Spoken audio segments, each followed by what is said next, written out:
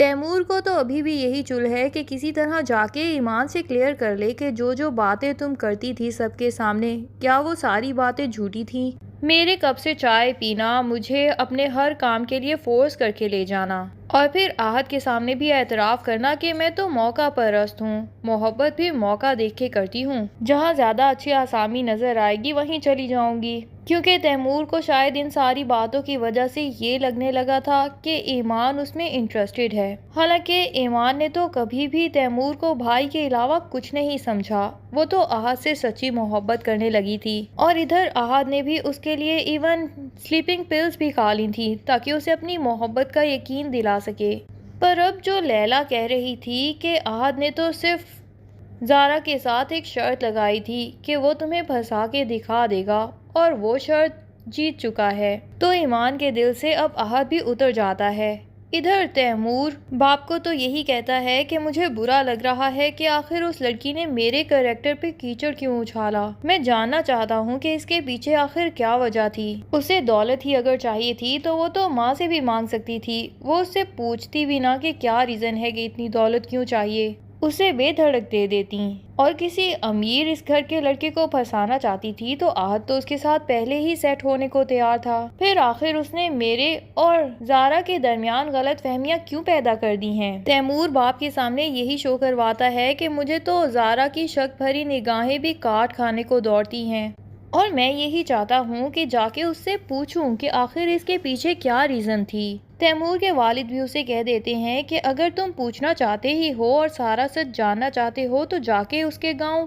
پوچھ کیوں نہیں لیتے؟ تیمور کہتا ہے کہ کیا آپ کو لگتا ہے کہ مجھے وہاں جانا چاہیے؟ سب گھر والے آخر کیا باتیں بنائیں گے؟ لیکن والد صاحب کہہ دیتے ہیں کہ بھائی آدمی کی عزت بھی اتنی ہی امپورٹنٹ ہوتی ہے جتنی کہ لڑکیوں کی عزت۔ اس نے تمہارے گھر والوں کے سامنے تمہارے کردار پہ کیچڑ اچھالا ہے، تو کیا تم یہ صفائی اس سے مانگ نہیں سکتے کہ اس کے پیچھے آخر کیا ریزن تھی؟ بلکہ میں تو یہی کہتا ہوں کہ وہاں جاؤ اور اس کے خاندان والوں کے سامنے اس کے کریکٹر پہ جب کیچڑ اچھلے گا تو ویسے ہی حساب برابر ہو جائے گا۔ اب تیمور کو والد کی شے مل جاتی ہے تو وہ تو فوراً پہنچ جاتا ہے ایمان کے گاؤں میں، اور وہاں بھی آ کے سلیم چچا سے کہتا ہے کہ میں ایمان سے کچھ غلط فہمیاں دور کروانا چاہتا ہوں، لیکن ایمان تو آپے سے باہر ہو جاتی ہے اور کہہ دیتی ہے کہ ابا مجھے کوئی غلط فہمیاں نہیں ہیں، اس انسان کو کہیں کہ اپنی منحوس شکل یہاں سے غائب کر لے۔ لیکن تیمور اس کے باپ کے سامنے بضد ہوتا ہے کہ ایک بار مجھے اس سے اکیلے میں بات کر لینے دے، میں غلط فہمی کلیئر کیے بنا یہاں سے نہیں جانے والا۔ ایمان کو تو اتنا شدید غصہ آتا ہے کہ وہ ایک بڑا سا گلدان اٹھاتی ہے اور تیمور کی طرف بڑھتی ہے غصے میں۔ یہ تو اس کے ماں باپ ہی بیچ میں آ کے تیمور کو بچا لیتے ہیں، ورنہ ایمان جتنے غصے میں آگے بڑھتی ہے تو لگتا یہی ہے کہ شاید تیمور کا سر ہی پھاڑ دے گی۔ اور تیمور آگے سے کہہ دیتا ہے کہ دیکھیے اس لڑکی کو تو آپ لوگوں کا بھی لحاظ نہیں ہے، لیکن وہ کیا جانے کہ ایمان کے والد تو کل رات ہی سفر کرتے ہوئے ایمان کے موبائل پہ تیمور کی ساری اصلیت جان چکے ہیں، جبکہ تیمور ایمان کو کال کر کے اپنی محبت کا کھلم کھلا اظہار بھی کر رہا تھا اور ساتھ میں یہ بھی کہہ رہا تھا کہ آہت سے تمہیں کچھ نہیں ملنے والا، ساری دولت جائیداد تو میرے ہاتھ میں ہے، اور میں تمہاری ایک مسکراہٹ پہ جتنی دولت لٹا سکتا ہوں اتنی تم ساری زندگی پڑھائیاں کر کے یا جاب کر کے بھی نہیں کما سکتی۔ ایمان کا والد تو یہ باتیں سننے کے فوراً بعد ہی تیمور کا نمبر ہی بلاک کر دیتا ہے ایمان کے موبائل سے، لیکن تیمور کے والد کے احسانوں تلے دبا ہے، اسی لیے اس بات کو فی الحال وہ پی جاتا ہے کہ آخر جو لوگ اتنے پاورفل ہیں کہ میرے سامنے ہی میری بیٹی پہ الزامات لگا کے اسے گھر سے نکال دیا، ان کے سامنے جا کے میں کیا صفائیاں پیش کر سکتا ہوں؟ اور پھر تیمور کے اوپر تو سب گھر والے اتنا اندھا اعتماد کرتے ہیں کہ کسی کو بھی میری بات پہ یقین بھی نہیں آنے والا، تو کسی کو کیا صفائیاں دوں؟ اور ایمان کو بھی یہی کہہ دیتا ہے کہ شاید کوئی رانگ نمبر تھا، اسے نہیں بتاتا کہ تیمور کی ساری اصلیت میرے سامنے آ چکی ہے۔ لیکن اب جب تیمور ایمان سے اکیلے میں بات کرنے کی باتیں کرتا ہے اور ایمان کے والدین کے سامنے زیادہ انوسینٹ بن کے کھڑا ہوتا ہے جیسے وہ تو کوئی قصوروار ہے ہی نہیں۔ تو ایمان کے والد بھی کہہ دیتے ہیں کہ میری بیٹی کا باپ ابھی زندہ ہے، لاوارث مت سمجھنا میری بیٹی کو، اور پھر تیمور کو دھکے مار کے وہاں سے نکال دیتا ہے۔ تیمور کو یقین نہیں آتا کہ یہ دنیا کا پہلا انسان ہے جسے مجھ پہ نہیں اعتبار اور اسے ایمان پہ اعتبار ہے، حالانکہ اسے تو یہی لگتا تھا کہ پوری دنیا صرف اس پہ ہی اعتبار کر سکتی ہے، اسی لیے وہ کسی کے بھی کریکٹر پہ جو مرضی انگلیاں اٹھاتا رہے، لوگ آنکھ بند کر کے یقین کر لیں گے کہ تیمور نے ایسا کہا ہے تو یقیناً ایسا ہی ہوگا۔ اسی چیز کا تو فائدہ اٹھا کے اس نے ایمان کے ساتھ اتنی بڑی گیم کھیلی، لیکن زارا ساری اصلیت جان چکی ہے تیمور کی، کیونکہ اس نے تیمور کی ساری باتیں سن لی تھیں جب وہ ایمان کے جانے سے پہلے اس کے کمرے میں آ کے اسے دوبارہ اپنی محبت کی یقین دہانی دلا رہا تھا، اور ایمان صاف ہی کہہ رہی تھی کہ میں تو آپ کو اپنا بھائی سمجھتی تھی، پر آپ اتنی غلیظ ذہنیت کے مالک ہیں، یہ سن کے ہی افسوس ہو رہا ہے۔ اب ایمان جب گھر آتی ہے تو یہی سوچتی ہے کہ کتنے عجیب ہیں یہ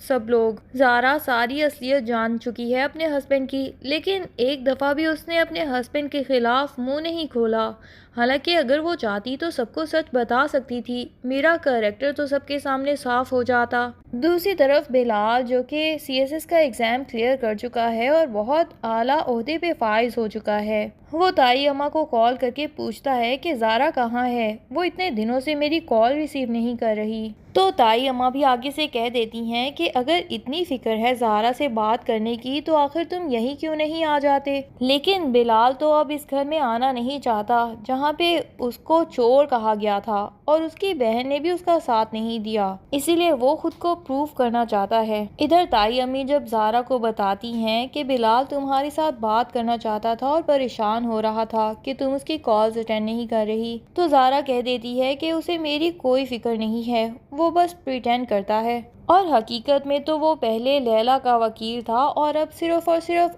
ایمان کی وکالت کرنے والا ہے، اور میں ایمان کی فیور میں کسی سے کوئی بات نہیں سننا چاہتی۔ بلال کو جب پتہ چلتا ہے کہ ایمان کے اوپر اس طرح کا گھناؤنا الزام لگایا گیا ہے تو پہلے تو اسے بھی یقین نہیں آتا کہ تیمور ایسی حرکت بھی کر سکتا ہے، کیونکہ باقی سب لوگوں کی طرح بلال کو بھی تیمور کے کریکٹر پہ بالکل شک نہیں تھا، لیکن دوسری طرف ایمان ہے تو ایمان کے کریکٹر کی تو وہ آنکھیں بند کر کے گواہی دے سکتا ہے کہ وہ ایک معصوم لڑکی ہے اور وہ ایسا کوئی قدم تو اٹھا ہی نہیں سکتی۔ تیمور کو بھائی کہتی ہے تو یقیناً دل سے بھائی مانتی ہوگی، کیونکہ ایک وہی تو تھی جب سب نے اس کو چور سمجھا تو اس نے سب کے سامنے ڈٹ کے بلال کا ساتھ دیا۔ اب وہ جانتا تھا کہ اس وقت ایمان کے کریکٹر پہ جیسے کیچڑ اچھالا گیا ہے تو یہ بھی بے بنیاد ہے، یقیناً اصل بات کوئی اور ہوگی، تو وہ یہی چاہتا ہے کہ میں اپنے ریسورسز لڑا کے ساری سچائی سامنے لے آؤں۔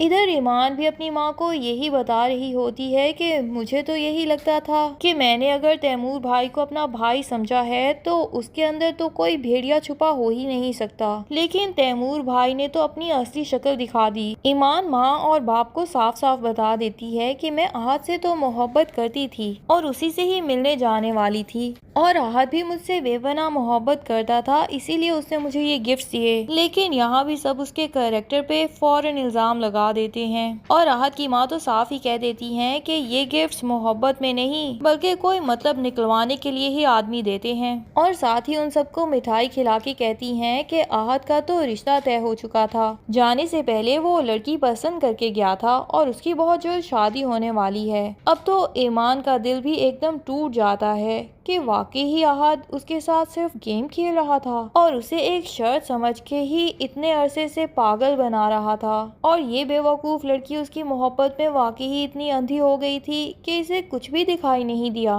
ادھر احد یہی سوچ رہا ہے کہ شاید ایمان ویسی ہی لڑکی ہے جیسا کہ تیمور بھائی نے بتایا ہے، کیونکہ تیمور بھائی تو جھوٹ بول ہی نہیں سکتے۔ اب کب جا کے اور کیسے یہ غلط فہمیاں دور ہونے والی ہیں یہ ہم آنے والی قصوں میں ہی دیکھیں گے۔